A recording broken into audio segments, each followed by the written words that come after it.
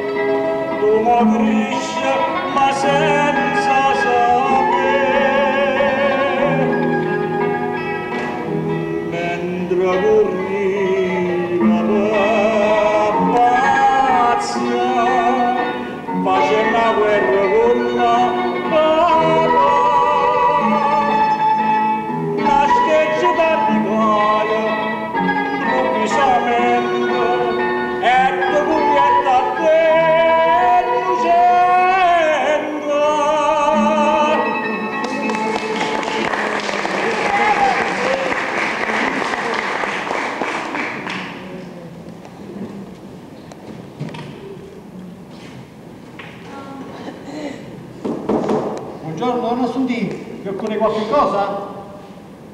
Non fate complimenti.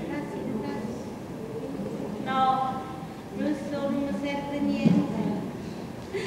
Ora Vicente mi senta insieme per capello. Hai ragione parlato tedesco, ma non passa a dire proprio niente. Anch'io ho cercato di trovare e avere informazioni utili per quanto riguarda i prigionieri, ma non ho saputo niente.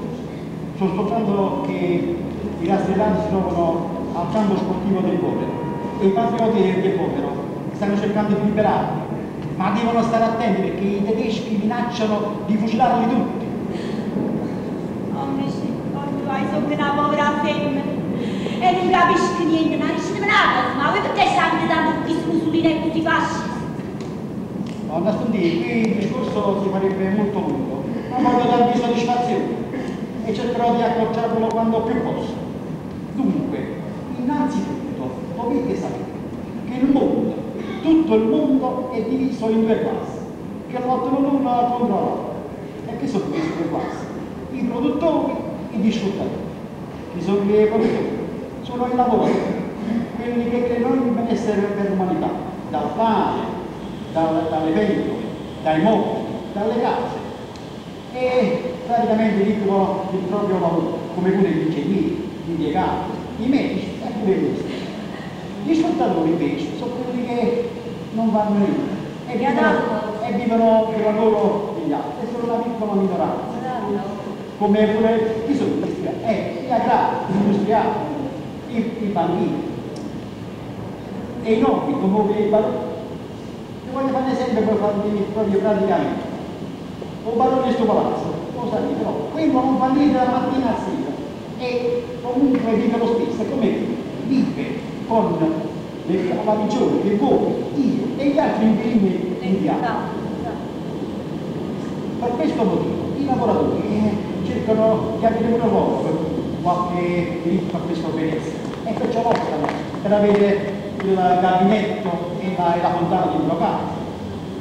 Lottano per mandare i figli a scuola e non come adesso fa solo un figlio un barone che voi sapete è un merito succio si da scrivere all'università lottano perché quando uno sta male si possa curare non come senza fare debiti e neanche impegnarsi per la biancheria come dovete fare un minimo mastrash quando la moglie 4 anni fa stette parlati di e lottano pure per avere la certezza del lavoro. Purtroppo è la ritrovi inesperienza, il vostro marito, questa vita, più non fatica, più non sta spazio. E lottano pure per avere tante altre cose che attualmente sembrano dei privilegi e cose da signori, ma che in realtà sono diritti sacrosanti di tutti quanti. Dopo l'altra guerra, voi forse vi siete scordati, i lavoratori si organizzarono in movimento e e guidati dallo grande partito comunista di Amedeo di Antonio Gramsci, seguono l'opinione dei marini, o re, i nobili, gli industriali, a detto Paolo, e sapete che facete? Mi chiamai una Mussolini, o pagai una coppa patente, e questo sapete che facete? Organizzarono le squadrate, e la quale, per questo uccidevano, minacciavano il movimento operaio, e in questo modo presero il potere e ci hanno instaurato la dittatura.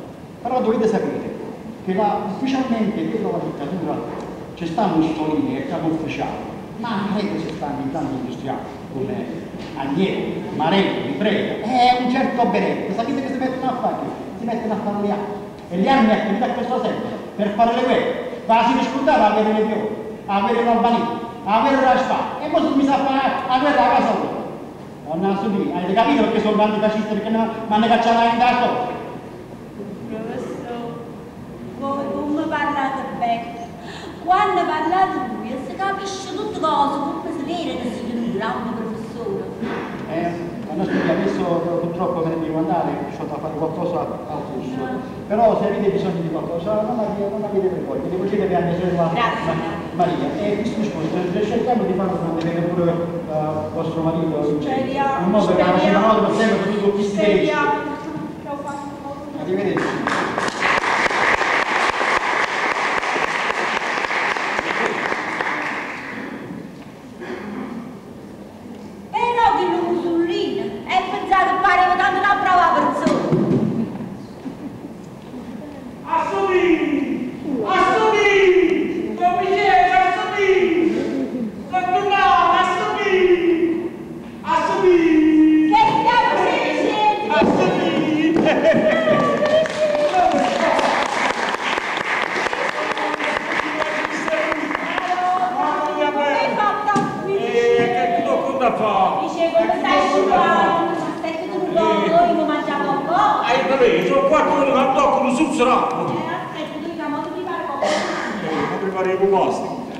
Come fai a mangiare? Fammi vedere,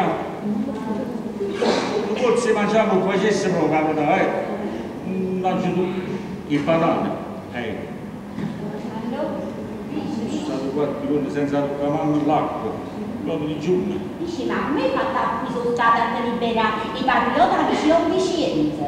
I patrioti amici Don Giovanni, pure io. Chi è stata passaggera? A sono state femmine della Pignasetta. Poco conto tutte cose. Dici, ma stai dicendo, il femmine della Pignasetta? Il femmine della Pignasetta, non ci capito. Appena mi hanno pigliato, mi hanno messo in coppa con camion. Insieme all'altro, mia moglie, le cose mi hanno portato alla prefettura per il riconoscimento. Una folla, assunto di Cannondriga. Poi chiamavano una volta e cercava sempre di mettere a 3. E non mi fa chiamare, ma stamattina non ha potuto. Non ha potuto scansare in nessuna maniera. Che fa? Mi hanno fatto saglie, pure a me che ho appanato camion. Si può andare a pugnare via lei, no? Appena siamo arrivati via sulla larga carità, una folla, una folla, non so che femmine che venivano in da Pignasetta. Una che le femmine che passavano più in guidata e pareva a capo in testa, se mi sa qua, gli ha bloccato il camion. Guarda, scendi! E sempre nato un buon lodo dice, che mi ha mandato un buon volume dentro. Quello che stava vicino a essa, che ha fatto? Ha pigliato la mano, e la mano tedesca, pum, e l'ha sparato. E si mi è venuto tutto quanto. Un giovane che ha fatto? Mi ha aperto un portone a 3 da me. E sono venuto là e mi sono nascosto. Mi sono stato là perché non è venuto la moina. Che lo portone, a sud era spuntatore. Ma andava così mi ha trovato in coppa nastica. Ha zubato, ha sbatto e mi sono trovato in mezzo mondo santo.